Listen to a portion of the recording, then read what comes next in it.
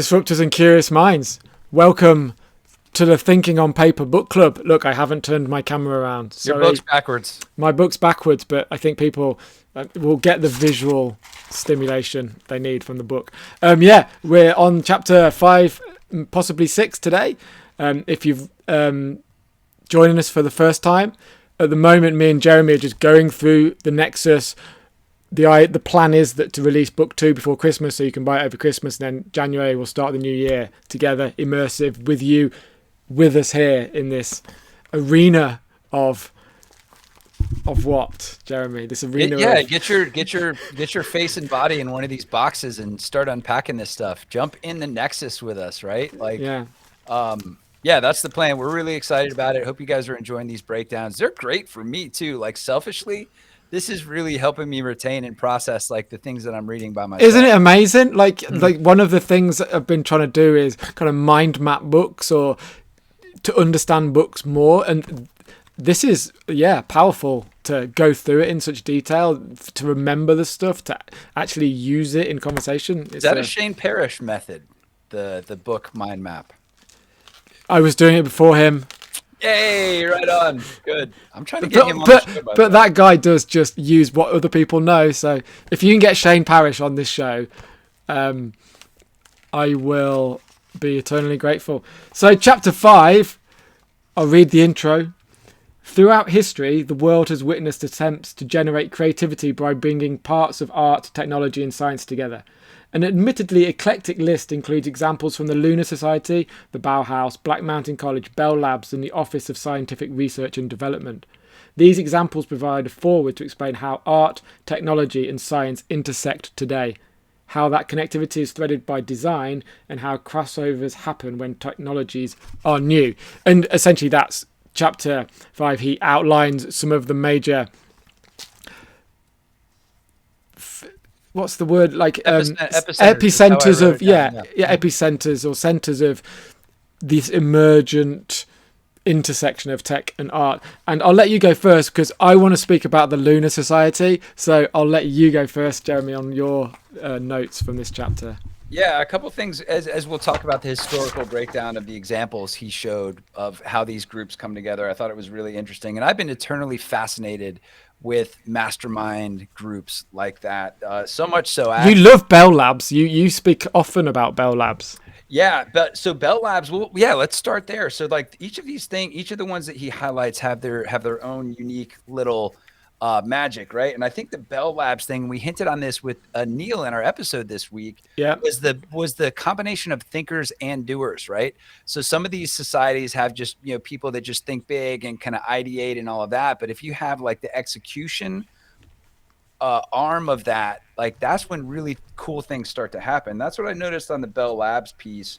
And, also having a great culture of acceptance, right? Yeah. Where the people that were existing were there to help the new people, and they knew by helping the new people, it made their stuff better, right? So it was in the culture, wasn't it? Like if you're an old guard, new fresh blood comes in, you help, you guide, you show them. What did they call it? Go see the guy or the girl who wrote the book. That's exactly what they would tell new people. And do you remember the culture comes from? It's interesting. Like it's. The guy that ran it, I think Kelly was the guy's last name. I don't have the page in front of me, but he's a Nexus thinker. Like you have to have a Nexus thinker to enable culture between thinkers and doers, right? Yeah, exactly. And I think Bell Labs. Do you remember when we had Charlie Northrup on as well? We were speaking about the hyper-connected universe and AI agents. He spoke about Bell Labs as well. It was something we did there. I think he worked for Bell Labs for a bit. Yeah, possibly. Yeah. He had the mind for it. Bauhaus was only around for 14 years. That was pretty incredible. That something of all the ones they mentioned, I think Bauhaus. Everybody knows Bauhaus, don't they? Like that, and the design, the German design. I don't know what you call it. And it became an aesthetic, right? Like, it and that was the only one that had like this artistic aesthetic output that is referenced all the time. But the one takeaway for me on that one was the idea of creating total works of art. Immersing all of these different art forms coalescing them into an aesthetic that is translatable in multiple ways. I thought that was really cool. But the Nazis shut that damn thing down in like 32, right? That's it. Exactly. And they took it to America, didn't they? It was like a spin-off, but didn't really work. I think, although with Bauhaus, you mentioned it, very design heavy, and he gets into design. Design isn't my forte at all, but it seems that design is at the center of Nexus thinking that kind of links it all together. Absolutely. But you can get to that. I'll let you explain that one, because I want to talk about the Lunar Society, because I hadn't really heard of the Lunar Society, and it's from Birmingham, England. That's why I wanted to talk about it, because the Lunar Society was a dinner club, an informal association of prominent scientists, engineers, industrialists, and more generally intellectuals who met in Birmingham, England, and it serves as an archetype of successful communication between the natural philosophers and the engineers. And they had some of the names of the people who went there, like Erasmus Darwin, Charles Darwin's granddad, I think, was born in Lichfield. He has a house and you can go and visit, and that's where I grew up. That's where I went to school. So that's the only reason I wanted to talk about the Lunar Society. Well, also the name is really cool because they only had it on full moon, so there was enough light to get home from the dinner, right? It was the idea, I guess. Yeah, well, it's pretty, those dark, mean streets of Birmingham. Yeah, you don't want to be walking around them without a bit of moonlight to light your intellectual path or whatever. So that was my one. I've really just in these groups, I've been like fascinated with them, so much so that I've actually experimented with them myself. In my local Atlanta community, I put on a dinner like years ago. I ended up calling it Creative Collisions. I had 100 people from all disciplines like coming in, had curators at each table, and kind of facilitated discussion. There's a willingness for people to want to do that. I had another little group that I tested. I called it Sfumato, SFUMATO, which is this like it's like a painting style that Da Vinci used, right? That defines, like, it's a smoke, right? It's a smoke and it's an ethereal thing. But anyway, I brought that group together. It didn't last very long. I don't know why, but like we would come together, we would have this moment of attunement where we would all be like, hey, we're here to help each other and learn about stuff and all of that. And it was great. Like, I think in general, people want that kind of thing. It's amazing you got 100 people to do that. Maybe that was too many people. Possibly, yes. Sorry to rain on your parade. It sounds amazing. No. It was a daunting task. I actually ended up running a restaurant that night because the caterer went upstairs and took a nap. That's a whole nother story, but we can get into that. But let's see. I just think these like Nexus thinkers. The world needs Nexus thinkers. I'm a believer in it. Now that I know the phrase of how to explain what I think is so important, and having groups to come together and explore and meander. I think meandering is a big piece that I noticed, like having the space, time, and room to think about these things. Meandering is a good word. I really like freedom of experimentation, freedom to experiment. Like a lot of these, I mean, he says, although there's I kind of disagreed a little bit with what Julio said. He says, can you imagine Google and Meta and somebody else allowing 30 engineers and scientists to work with artists for 10 months without any concrete outcome? To some extent, I can. They possibly even do that. Or in some way. I don't know. Yeah, X Labs, I think, is the little offshoot, the little think tank, right? That Google has, I think. So I think some companies are doing that. Can I find fault with something? Not find fault. I don't mean find fault. That's not the right word. Expand on something he says when he's talking about separating artists from technologists, and he mentions the Rain Room in London, which sounds freaking awesome, by the way. I don't know how I missed that out. If anyone's been to the Rain Room, it's this art installation where it's raining inside, but as you walk around it, they use monitors in some way, and it stops raining where you are. So it's like being in the rain and not get wet. I think like Jurassic 5 wrote a song about that. But one of the, I think, generative AI art to a lesser extent AR, and we were speaking to Neil yesterday about spatial computing. I think those three domains, especially generative art, obviously where the artist and the technologist are the same or inseparable, I think it's happening. Yeah, there's definitely a coming together in that world. A couple of things that I thought were really interesting, and we should be mindful of time too, since we're trying to do 2 chapters here. The last little thread I think that was really important in this chapter was design, as this means of interconnecting science, art, and technology. And I think it's pretty interesting, like that design truly takes right brain and left brain together as one, because you can't design anything without understanding the user of the thing that you're designing, right? So there's a bit of art to it. There's a bit of flow. That was a great, I thought that was a really great depiction of that whole process, as design sitting in the middle of it. Yep, this is design, left brain, right brain, create, art, technology, invent, discover, science, and design in the center. And Harry Holzman in his transformation journals, I guess that was back in the 50s or 60s maybe, art, science, and technology are intersecting components of the total human experience, right? Where that kind of has a landing zone for all of this stuff. More on design, the Charles and Ray Ames examples there, design being this plan for arranging elements. That hit home pretty good to me, because I always think of creativity as the unique rearrangement of elements that are already found in the ecosystem, right? So I find these little things, right? Whether they're inspirations or actually nuggets of data, put them together, and I arrange them with my own thought and experience on them.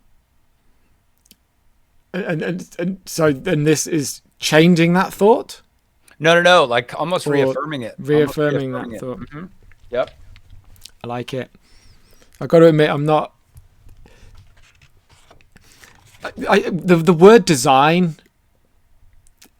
I don't like the word design. I think I'm afraid of the word design. I think what scares you about it? I think for me, it entails. And this is wrong. This is why, I don't like the word because I'm afraid of it. Like a rigidity, almost. I just think when I think of design, I guess I'm thinking of it in the wrong way because I've never really been exposed to it. So I just imagine kind of people designing like chairs. And as you can see by the way I articulate, I don't really understand it at all. But so to me, design, I like it because it has it again brings right brain, left brain in it, right? And the process side of it is super interesting. There's an intentionality of design, right? So if you're writing just to free write and get something out of your head as a writer, and it's fun and you're enjoying it and you're writing for you, that's one piece. But if you're writing for someone else, I think there's probably an element of design that comes in because you're designing an experience for someone that's paying you for it, whether it's a brand or a video game or whatever. You're helping them create an intentional experience. Yeah, that makes sense. Okay, it's more of a plan in my lexicon. Like, okay, yep. That I understand. That's the way I think about it, anyway. I like that way of thinking about it. All right, let's. You want to move on to? Oh yeah, quantum. Yeah. I like chapter 6. I like chapter 6 because he starts talking about chaos theory and quantum physics and two things being the same but different. Light is a wave, it's a particle. It depends how it's seen. It depends what it's interacting with. Yeah, it was I liked it. The idea being that essentially leading to complexity. And I know that complexity and complicated is your domain, Jeremy. So I think maybe we just mentioned about the complexity and the difference between that and complicated. And then there were some good bits on building teams and managing teams and creating teams. And I think that, I don't know who's watching this by now, listening to us rabbit on, but if they're in business, there's some useful stuff on team building here. I think there's some great tangible takeaways in here. Like, here's what I like right off the top. The themes that hit me were, this idea of augmenting our thinking spaces to begin to accept things that we don't understand right now. We're scared of things that we don't understand, right? Number one, I'm scared of design, as I've just said. So yeah, totally scared of design, right? But we're all as humans, we're scared. We're kind of scared to look stupid. We're scared to be like the least intelligent person in the room, which I think is the wrong mindset. I want to be in rooms where I'm the dumbest guy. That's where I can learn the most stuff, right? Well, yeah. What do they say? If you're the smartest guy in the room, you're in the wrong room. Totally. Yeah. So this augmenting our thinking, I think, is really important because we have this like innate desire to lean towards reductionism, right? Like to understand something, I got to break it down to all the parts. I draw out all the parts and I go, okay, this thing does this thing, does that thing. This mechanical view of the world where not everything is mechanical. Not everything is explainable that way. And, again, not to go too deep into complex and complicated, but, complex is jazz. Something cool happens out of just a bunch of random stuff happening, right? And complicated is more orchestral, score driven stuff that's like very directed, right? There's beautiful art in both of them, but very different. It's emergent and hierarchical. So those are the themes that continue to reign through for me. Yep. Tell me about teams. What did you learn about teams in this one? Sorry, just before that, can we just get to the complex systems is how. So this is a crazy image that just explains, I think it's like a small piece of water off the Canadian East Coast where there's a lot of fish and a lot of other fish, and they eat each other, and it's a mind map of which animals in this small piece of water off can eat each other. And I love a big number. So he talks about this, how many possibilities there are, and for two species A and B, the list is 4 possible states. A eats B, B eats A, and they both eat each other. And A and B do not eat each other. In general, the number is, and then like n equals 2n to the power n something. Numbers get astronomically large. For 9 species, the number of possible food webs is 4.7 times 10 to the power 21. That's more than the number of stars in the universe. Wow. That is a great visualization of how complex it is. That's 9 little animals in one piece of water. Yeah, and it's very, very, that's a great way to think about it number wise. And it's just a tiny little piece of the ocean, like very tiny little piece of the ocean. 9 animals in that particular number. Would it be helpful to think about like complex systems, something like that little ecosystem as like this butterfly effect? The flapping of the butterfly's wings affecting, turning it into a hurricane down the road, just because I think about it as dependencies and interdependencies, right? So if this thing happens, there are 3 other things that happen off that thing. And then there are 4 other things off those 3 things that happen. And then 8 other things are coming from the other side, right? Like to me, like if I were to go back and, know what I know now, I would be knee deep in studying network science. I would be knee deep in studying synthetic biology, and I probably will. I'll probably find some kind of MOOC course to jump into, but those things are going to be very valuable, I think, for not just Nexus thinkers, but for people in the new future that's happening, or the near future. Good link to yesterday's show, which you can watch on YouTube, by the way. Callbacks. Forming a team. So there's lots to go through. Should everybody know each other in a team? Should you have how many senior figures should you have in a team compared to juniors? Should people in the team know each other? Like even he suggests you should have an odd-sized group when you're making a team, just so it makes any kind of voting and decision-taking which is a very simple thing, but actually incredibly useful. So from now on, I'm never having even numbers in any team I'm in. I want an odd numbers team. We got to bring in a third then. Yeah. Can we get AI to be a silent third partner who just makes the votes for us? Best advice: when forming a dream team, try to include experienced people, especially individuals you have worked with before. But bring in new players as well. The temptation to work mainly with your friends will eventually hurt your team's performance. And then he gives some examples. He uses Broadway. He breaks down the history of Broadway plays and essentially the most successful Broadway plays. A Broadway play in general has about 6 or 8 players involved in it, like the lyricist, the composer, the marketing person, the stage director, some others perhaps. And he breaks down the history of successful Broadway plays and how much these people knew each other at the time, how senior to junior they were, and essentially the best team to have is, well, you have to read the book to find out, or call me or Jeremy. There you go. Yeah, that's right. No, what I totally, the one takeaway I pulled out of that is like and that tied into the other study that he referenced too, was about all of the papers, like the scientific journals and papers. There was an element of novelty in all of those, right? Yes. Like the ones that really resonated, right? So the element of novelty on the Broadway side is bringing in that new person that has experience, but you haven't worked with them before, right? They've done some things. They may not have done all the things that you've done, but you take a risk and bring them in along with, 1 or 2 people that you've worked with before. I think novelty is one of the key ingredients. And and to be clear, that's like novelty in the team. They have experience of the domain, just a very different, perhaps. A new perspective, right? A new perspective, yes. Yeah.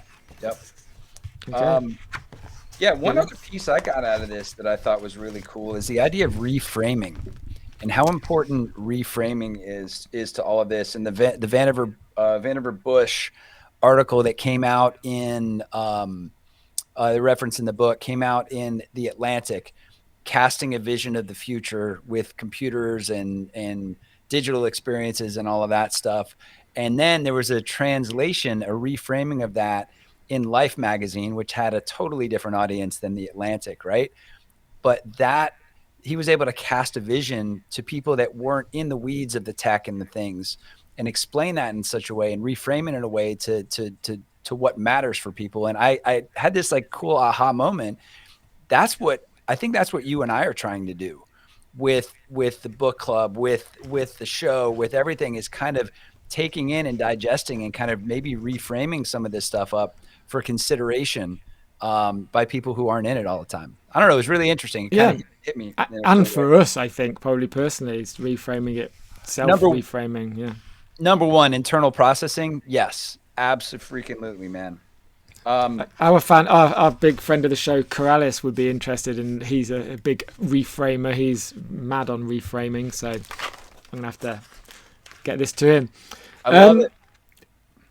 I'll just read the last, the close of the chapter to lead us on to the next chapter. So, complex systems-based thinking is becoming essential to operate in today's world. Thriving under complexity requires us to internalize lessons that will prepare us to deal with the highly connected systems that make up the world around us, which is what you were just saying about studying that, because it's going to become vital. Studying complex systems can reveal new insights and provide useful tools, but the main value is in shaping our thinking, being able to seamlessly view and reconcile what may appear as diametrically different perceptions of realities. The lesson of learning to see simplicity in complexity and complexity in simplicity contains the kernel of complementarity, the ability to synthesize opposing viewpoints. Yeah, absolutely, man. Again, like I'm going to drop my little takeaway on that, and then we'll wrap this chapter, this little experiment of doing two chapters in one. But F. Scott Fitzgerald in The Crack Up says this very brilliantly, and I'm going to paraphrase it, but the idea of holding two opposing viewpoints in your brain without losing your mind, right? Not in that regard, but it's still being able to function, right? Holding two pieces in one puzzle. And, the human brain tends to point us into making a decision on being, hey, I'm thinking this way or that way. And it's very difficult to hold two viewpoints in because the ego comes in and a lot of other things. But I think that's a key takeaway for me. And for those wanting to dig into this, is the ability to hold two perspectives. Consider them both, because there's some good things and some bad things on either one. You might have a whole nother perspective in a synthesis of those two. So I think that was a cool way to end it. Great shout. Yeah. I don't have anything to add. Yeah. All right. If it's good enough for Scott Fitzgerald. If you're still here, sorry, I've just stumbled on a page that's not connected to what we're talking about, but it's how Star Wars changed the world. And like, this is amazing. We just got to do a whole show on this page. That's the Star Wars butterfly effect. No, I think we should totally do a show just on that graphic. Yes. Amazing. Well, this has, again, been fun. It's really, again, helped me really gain perspective on what I'm learning, what I'm reading, because I have to process my notes, and then talking about them with you and your perspective has been great. So hopefully you guys are all enjoying this as well and able to do it. As Mark said, the next book, we are going to be bringing you into these little rectangle pieces on the screen, and get your thoughts in real time. We can actually hold up to 10 people in here. So get your spot quick. We're going to push out the book that we're going to run into, I guess, in the next week or so. And yeah, we should do it. We just have to bite the bullet and choose. All right, off we go. See you next time.